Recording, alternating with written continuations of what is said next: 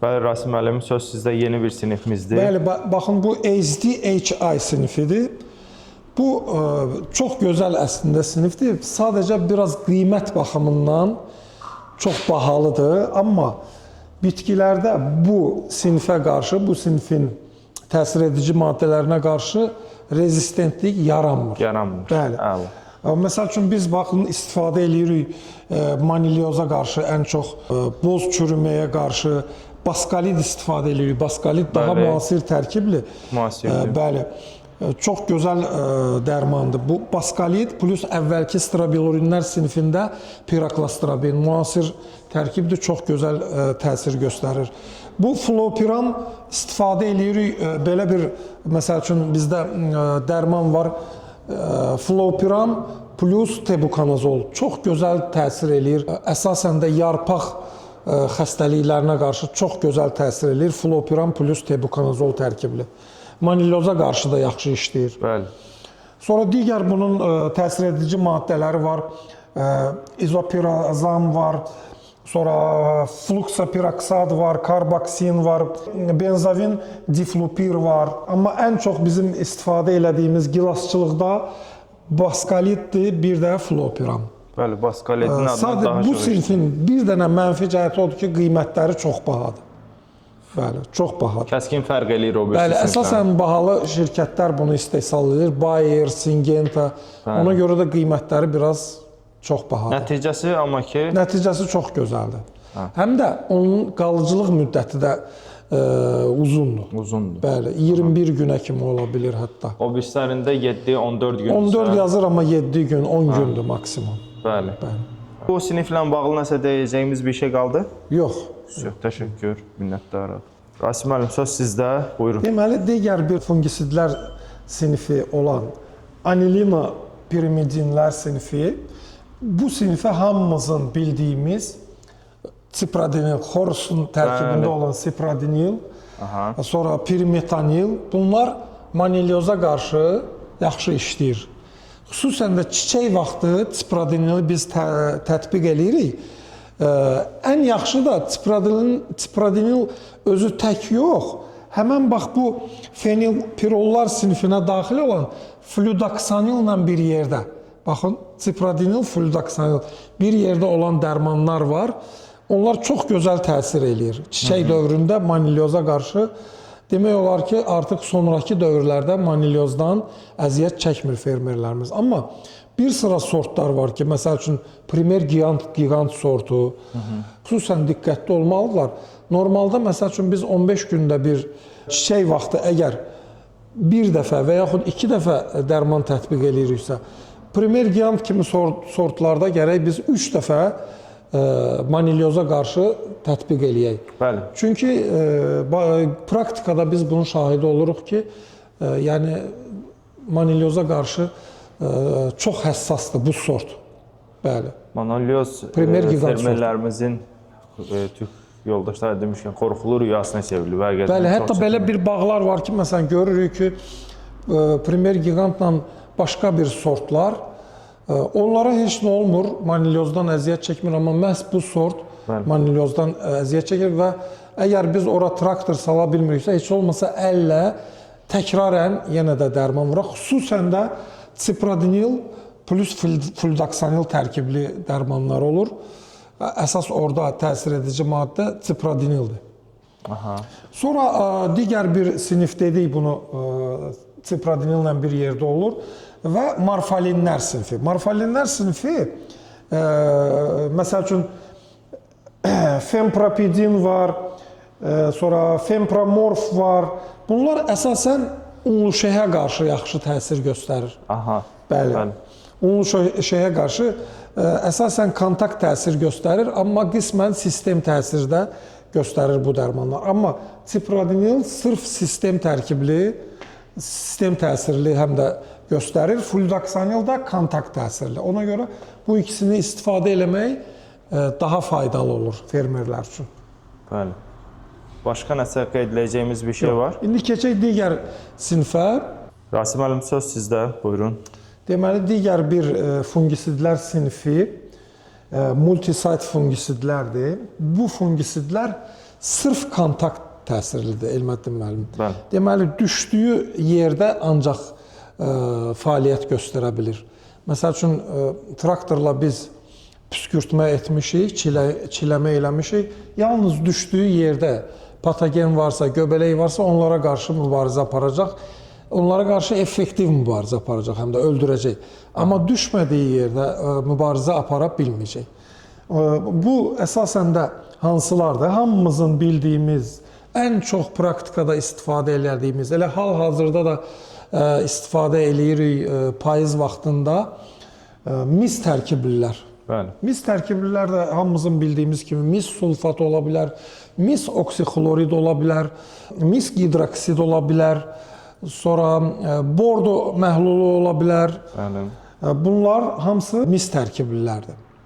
Bunlardan da mis sulfat məhz kökünü kəsmək üçün istifadə olunur. Məsəl üçün, indiki vaxtlarda kökünü kəsən çiləmələr eləyirik də biz payız vaxtda. Bəli. Ona görə mis sulfat istifadə eləyə bilərik. Amma məsəl üçün yaz vaxtı, yay vaxtı biz artıq misin tədricən effekt göstərməsi üçün mis iyonlarının ayrılıb tədricən effekt göstərilməsi bizə lazımdır gələn göbələklərə qarşı. Ona görə də biz orada artıq mis hidroksid, mis oksixlorid, bordo məhlulu istifadə eləyə bilərik yaz vaxtı. Digər bir multisayt fungisidlərdən kükürt tərkiblilər. Mən sözün düzü bu kükürt tərkibliləri ümumiyyətlə sevmirəm. Ümumiyyətlə kükürt biraz məndə həmişə biraz assosiasiyalar yaradır. Elbrus istifadə edir kükürddən bağlarda. Məsələn, qorxuram.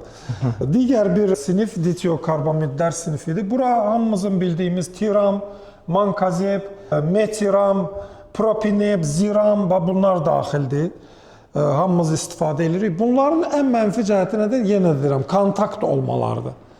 Bir də bunları müxtəlif bak simesində istifadə eləmək biraz çətindir. Çünki biz hər dəfə dərman vuranda biz mikroelementlər qatırıq. Mikroelementlər də məhz bax bu kontaktlarla çöküntüyə düşə bilir. Ona görə əvvəlcədən gərək bir litrədə biz onu eksperiment yoxlama eləyək, görək çöküntü verməsə ondan sonra tətbiq eləyək. Amma sistemlərdə belə bir şey olmur. Sistemlərdə rahatçılıqla qarışdırmaq olur. Sonra digər bir sinif, ftalamidlər sinifi kapitan. Hamımızın bildiyimiz kapitan, bəli. Çox tez öz, elə bil ki, qalıcılığını, çox tez yəni yuyulub gedir, belə deyək. Qalıcılığı çox azdır, qalıcılıq müddəti. Sonra var, deməli, xlornitrillər sinifindən var. Sonra xinonlar var, baxın, ditianon hamımız gilasda istifadə edirik. Bu da çox gözəldir, amma yenə də deyirəm, kontakt tərkiblidir. Sistem təsirə bunlar malik deyil, heç biri də. Əlavə ediləcəyimiz bir məsələ qaldı, bu fungisidlərin klassifikasiyası ilə bağlı. Bəli, növbəti bir sinif də var, çox yaxşı bir sinifdir, indi onu da göstərəcək. Bəli. Rasim müəllim, deməli, axırıncı siniflərimizdir danışdıqlarımız, bayaqdan ətraflı məlumat veririk. Buyurun, söz sizdə. Deməli, bu fosfonatlar sinifidir. Fosfonatlar sinifinin ən deməli, diqqəti cəlb eləyən cəhəti ondan ibarətdir ki, bura daxil olan təsir edici maddələr fasetil alüminium və kalium, natrium, kalsium, fosfit şəklində olan təsir edici maddələr həm ksilema vasitəsilə nüfuz eləyir bitkiyə, həm də floema vasitəsilə. Ona görə də bu fungisidləri biz tətbiq etdikdə bunlar floema vasitəsilə kökə gedir, yarpaqdan kökə və kökdə olan xəstəliklərə, kök çürüklüyü, fitoftora və digər xəstəliklərə qarşı çox effektiv müalicə vasitəsidir. Çox gözəl də nəticələr verir. Hətta heç bir xəstəlik olmasa da bu fermerlərə tövsiyəmiz ondan ibarətdir ki, sezon ərzində heç olmasa bir dəfə kökdən, bir dəfə isə yarpaqdan məsəl üçün fasetil alüminium verməsini Bəli. tövsiyə edirik. Bu birisi fosfitlər necə təsir edir? Fosfitlərdə əsas təsir mexanizmi həmin bu fosfit ionları vasitəsilə olur. Bunlar bitkidə immunitet yaradır Elməddin müəllim. Bəli. İmmunitet yaradır və bitki sanki ksilema damarlarını da təmizləyir. Belə bir effekti var bu fosfitin. Ksilema damarlarını, floema damarlarını təmizləyir və bitki özünü çox yaxşı hiss eləməyə başlayır.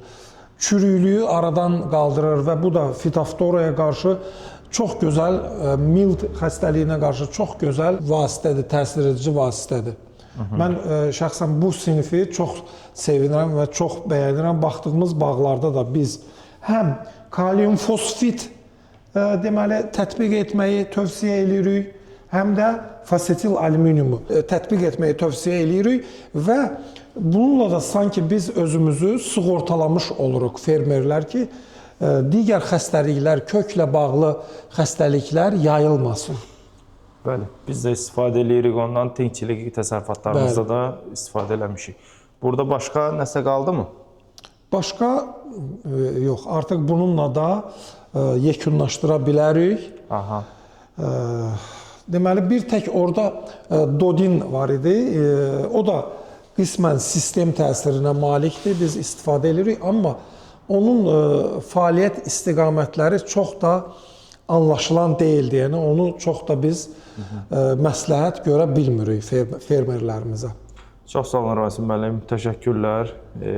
Bunların fungisitlərin klassifikasiyasını açıqlamağı, bütün xırdalıqlarını danışmağı sizin fikriniz idi. Sizə də təşəkkürümü bildirirəm. Bu fermerlərimizə çətin anlaşılan bir şeydir. Biz bunu maksimum başardığı qədər aydın başa düşən bir dildə anlatmağa çalışdıq. Yenə də mən Elməddin qardaş tövsiyə edirəm ki, bir fungisitdən yapışmasınlar. Bəli. Həmişə yerlərini dəyişsinlər. Bir dəfə strobilurinlər tətbiq edəndə digər dəfə triazollar tətbiq edilsinlər. O birisi dəfə benzamidazollar, o birisi dəfə SDHI qrupu tətbiq etsinlər. Bu söhbət gedir 3 xəstəlikdən, 4 xəstəlikdən. Unlu şeh, klastosporioz, kakamikoz, manilyozlardan söhbət gedir. Amma kök xəstəlikdən qarşı bunlardan yaxşısını biz tövsiyə eləyə bilmirik.